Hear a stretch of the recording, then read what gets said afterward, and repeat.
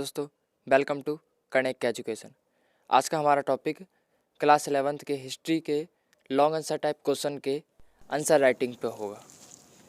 आज हम हिस्ट्री के सेकंड चैप्टर लेखन कला और शहरी जीवन के इम्पोर्टेंट क्वेश्चन के बारे में बात करने वाले हैं, जिसमें हम आंसर को पॉइंट में लिखना सीखेंगे। हिस्ट्री में अब क्या हो गया है कि अगर आप पॉइंट में लिखते हैं तो आंसर ज़्यादा बेहतर लगता है और CBSE ने भी ये पॉइंट में लिखने के लिए कह रखा है। आप चाहें तो अपने सपोर्ट मटेरियल देख सकते हैं। उस सपोर्ट मटेरियल में भी आपको जो क्वेश्चंस के आंसर दिए गए हैं वो हिंट के तौर पर भले ही दिए गए हों, पर वो भी पॉइंट में दिए गए हैं।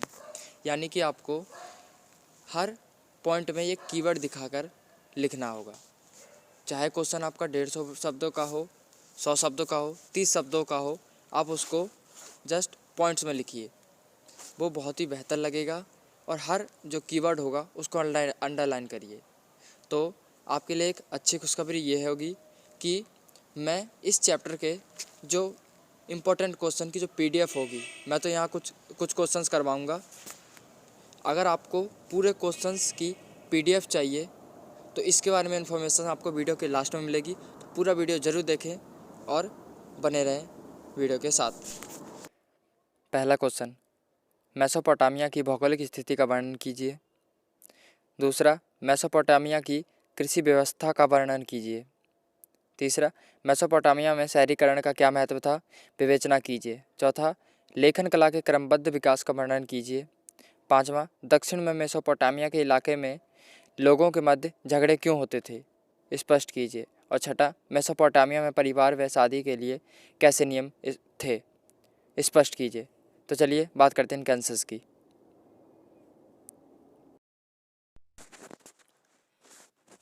तो चलिए पहले क्वेश्चन का आंसर देखते हैं।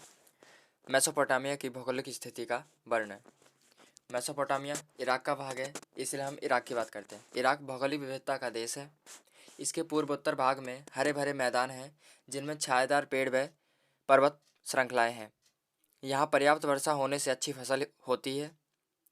भेड़ बकरियाँ यहाँ उगने वाली छोटी छोटी झाड़ियाँ और घास के मैदान से अपना पेट भर लेती हैं। पूर्व में दजला की सहायक नदियाँ ईरान के पहाड़ी प्रदेशों में जाने के लिए परिवहन का अच्छा साधन है। दजला व फरात नदियों ने इस मैदान को सुंदर व रमणीय, हरा भरा तथा उपजाऊ बनाया है। दूसरा क्वेश्चन, मेसोपोटामिया की कृषि व्यवस्था का वर्णन। यहाँ 7000 से 6000 ईसा पूर्व के बीच खेती आरंभ हो गई थी। यहाँ की मुख्य फसलें गेहूँ, जौ, मटर, मसूर हैं। गर्मियों में खजूर के पेड़ अत्यधिक फल देते हैं थे। समकालीन सभ्यताओं में सबसे अच्छी खेती यहीं पर होती थी। ऊंचाई वाले इलाकों में भारी मात्रा में मांस, दूध, ऊन आदि वस्तुएं मिल जाती हैं। स्टेपी घास के मैदानों में पशुपालन भी आजीविका का अच्छा साधन है। दजला व फरात कई धाराओं में बटकर नहरों के रूप में खेतों की सिंचाई करती है। अच्छी खेती की शहरी जीवन का आधार है। अच्छी खेती ही शहरी जीवन का आधार है। तीसरा क्वेश्चन, मेसोपोटामिया में शहरीकरण का महत्व। खाद्य उत्पादन के साथ साथ आर्थिक गतिविधियां विकसित होने लगती हैं। जनसंख्या का घनत्व बढ़ने से कस्बे बनने लगते हैं। धीरे धीरे कारोबार बढ़ने से व्यापार के केंद्र बन जाते हैं। शहरी अर्थव्यवस्था को अपना हिसाब किताब लिखित रूप में रखना होता है। श्रम विभाजन का भी शहरी अर्थव्यवस्था में महत्वपूर्ण योगदान है। कुशल परिवहन व्यवस्था का भी इस सभ्यता में महत्वपूर्ण योगदान है। चौथा क्वेश्चन, लेखन कला के क्रमबद्ध विकास का वर्णन। मेसोपोटामिया के लोग मिट्टी की पट्टिकाओं पर लिखा करते थे। चिकनी मिट्टी को आकार देकर सुखाया जाता था। लिखने वाली सतह चिकनी बनाई जाती थी। सरकंडे की तीली की नोक से पट्टी पर लिखा जाता था। पट्टी धूप में सूखकर पक्की हो जाती थी। यहाँ पर खुदाई से सैकड़ों पट्टिकाएं मिली हैं। पांचवा क्वेश्चन, दक्षिण मेसोपोटामिया के इलाके में ग्रामीण लोगों के मध्य झगड़े इसलिए होते थे क्योंकि ग्रामीणों में पानी व जमीन के लिए झगड़े बार बार होते थे। नदियों के रास्ते बदलने से लोग पुनः स्थापित होते रहते थे। नदी की जलधाराओं के ऊपर रहने वाले लोग सारा पानी अपने खेतों में इस्तेमाल कर लेते थे। कभी कभी नदी में गाद जमने से नदी का बहाव रुक जाता था, इसीलिए नीचे वाले लोगों को पानी नहीं मिलता था और उनके खेत सूखे रह जाते थे, जो कि फिर से झगड़े की एक वजह बन जाती थी।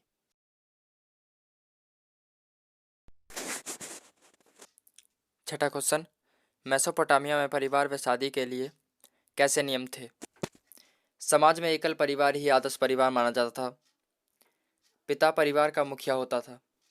शादी की शुरुआत में वधू के माता पिता अपनी सहमति देते थे।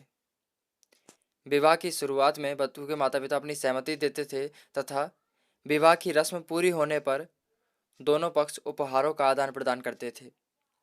एक साथ बैठकर भोजन करते थे। मंदिर में पूजा करने के बाद सास नववधू को लेने आती थी। शादी के बाद पुत्र माता पिता के साथ ही रहता था। पिता का घर, पशुधन, खेत आदि उसके पुत्रों को ही मिलता था। अब बात कर लेता हूँ उस चीज़ की जब मैंने आपको शुरुआत में बोली थी कि मैं लास्ट में बताऊँगा, तो वो थी फ्री पीडीएफ की। आपका जो हिस्ट्री के सेकंड चैप्टर के इम्पोर्टेंट क्वेश्चन की जो फ्री पीडीएफ है वो मैं आपको ईमेल के थ्रू दूंगा। तो आप कमेंट में ईमेल अपना डाल दीजिए, मैं वहाँ से आपके ईमेल पे फ्री पीडीएफ को सेंड कर दूंगा। और जब पीडीएफ आपके फ़ोन में आ जाए तो आप एक और कमेंट करके उसमें डन लिखेंगे और ईमेल आईडी वाला जो आपका कमेंट होगा उसको आप डिलीट कर देंगे। इससे आपका ईमेल आईडी भी सेफ होगा और कमेंट भी हो जाएगा।